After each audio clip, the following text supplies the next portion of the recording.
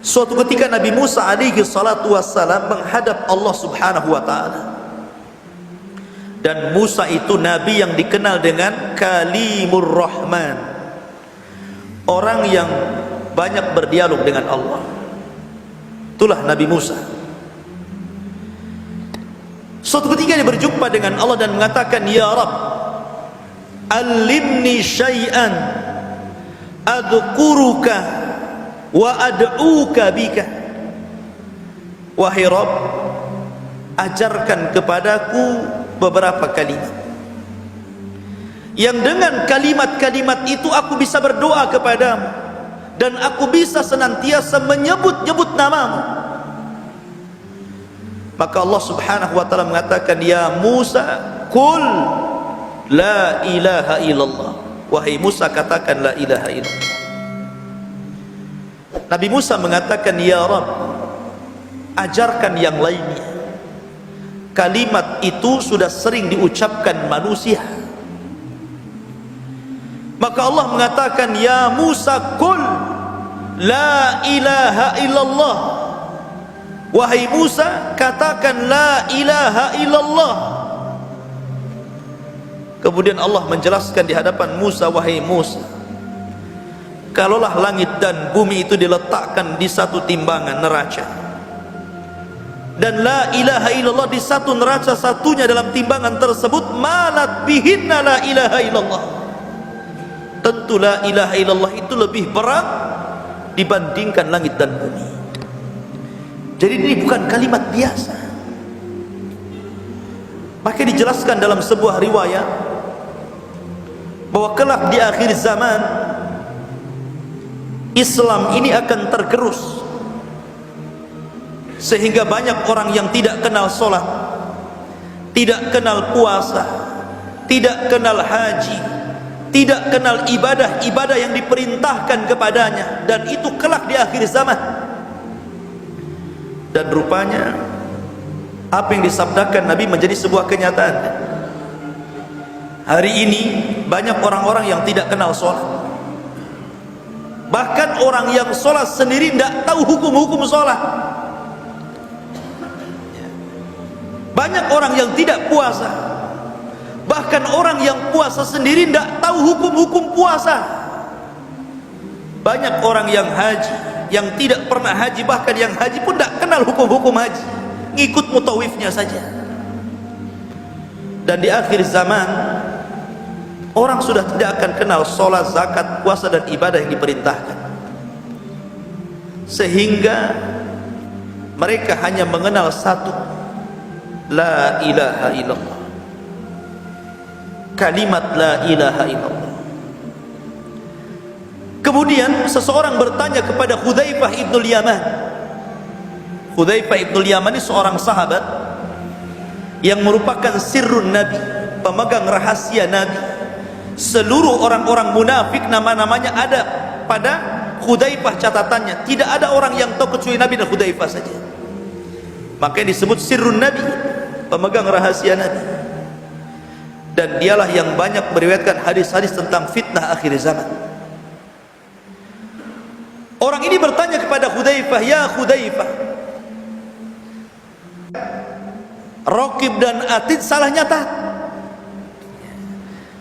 Kata dia mengatakan, "Tidak ya Rabb, semua sudah benar, ini kesalahanku."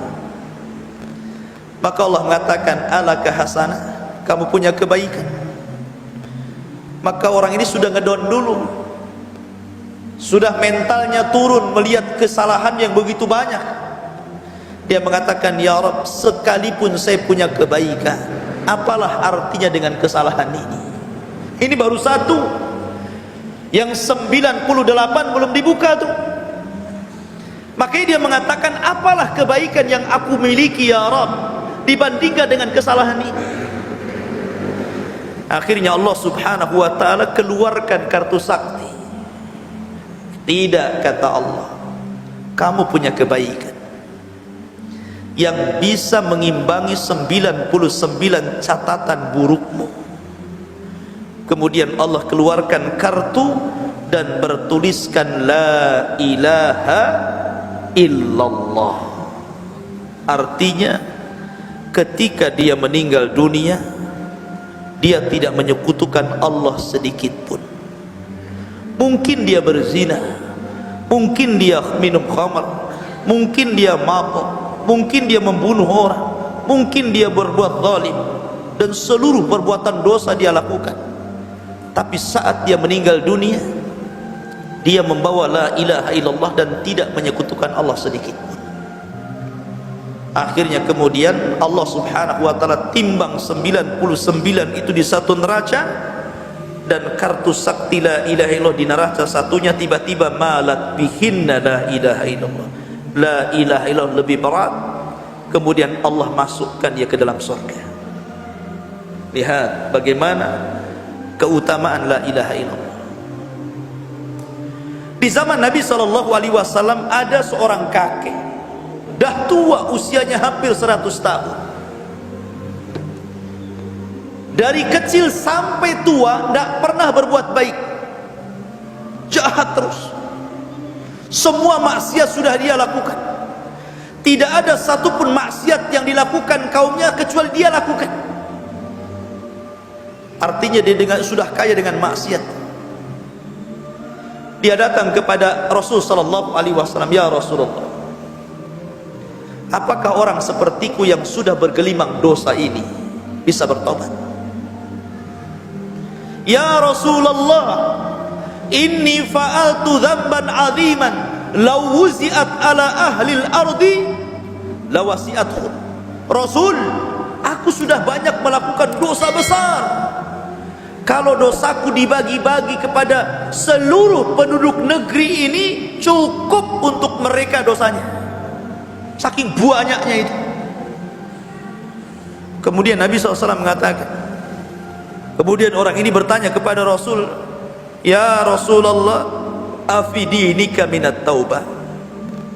Apakah dalam agamamu ada taubat seperti orang sepertiku ini? Maka Nabi SAW, "Atashhadu an la ilaha illallah wa anni Rasulullah?" Maukah kau bersaksi bahwa tidak ada sesembahan yang berhak disembah kecuali Allah, la ilaha illallah, dan aku adalah utusan Allah? Maka dia mengatakan, "Ya, asyhadu an la ilaha illallah wa asyhadu annaka Rasulullah."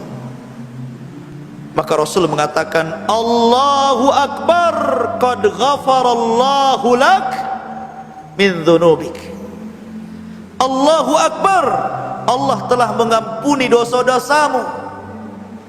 Karena sesungguhnya Islam menghapuskan dosa sebelum Islam. Maka kakek ini sangat gembira sekali, karena dia merasa sudah diampuni dosa-dosanya.